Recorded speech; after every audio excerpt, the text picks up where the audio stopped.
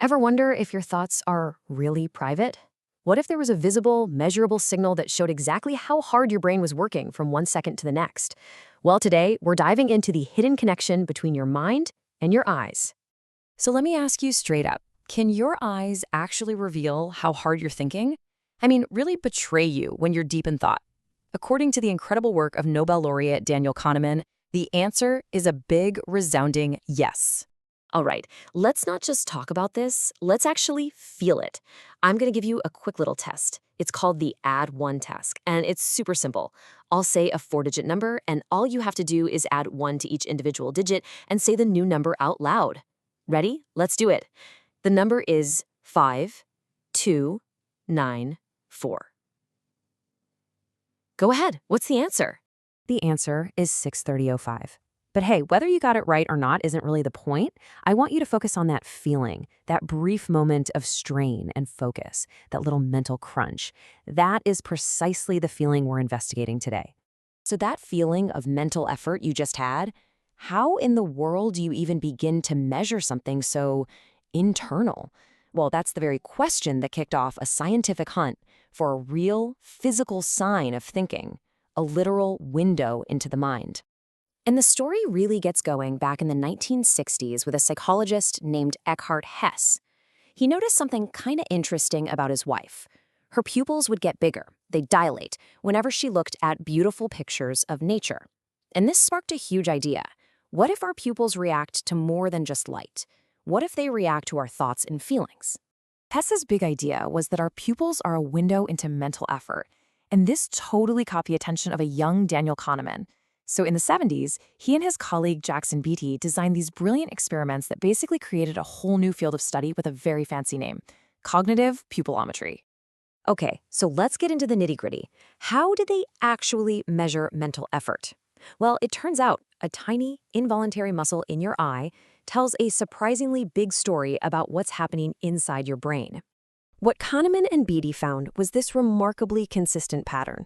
Every single time, when a person performed a task like the one you just tried, their mental effort would build up, hit a peak right as they were working it out, and then relax.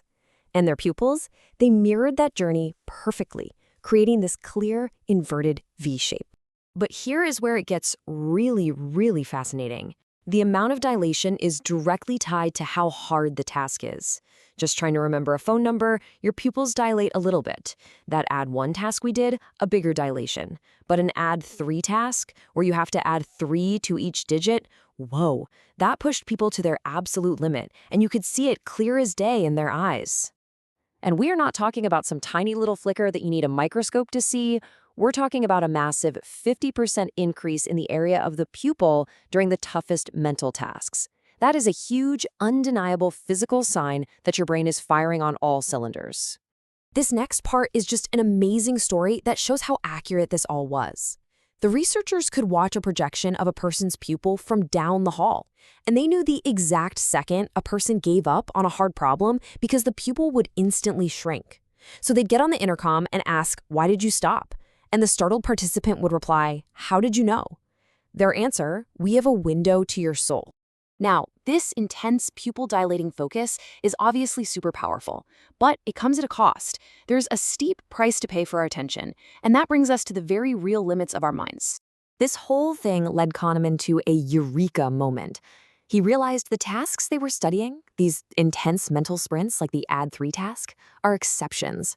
Most of our day-to-day mental life is just a comfortable walk. We save those frantic sprints for when they are absolutely necessary. So what happens when we do get mentally overloaded? Kahneman describes 2 systems of thinking. System 1 is our fast, automatic, intuitive thinking. System 2 is our slower, more deliberate, effortful thinking.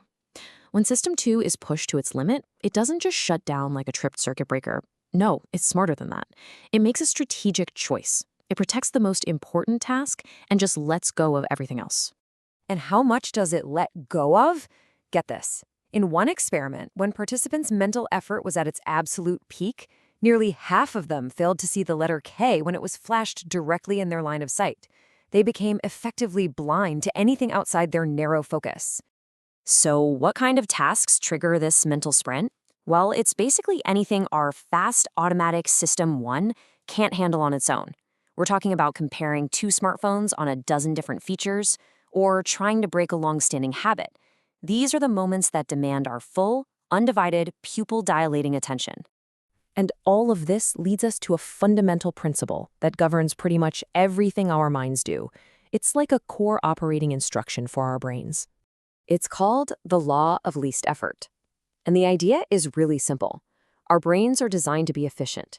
If there's an easy way and a hard way to get something done, we are fundamentally wired to choose the easy way.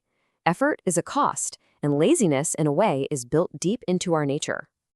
But this doesn't mean we're just doomed to avoid hard problems. We can be strategic. By practicing a skill, we make it more automatic and less draining.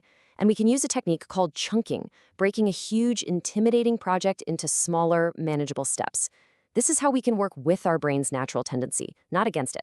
So the evidence is clear. Our minds are designed for efficiency, preferring a comfortable stroll over a demanding sprint.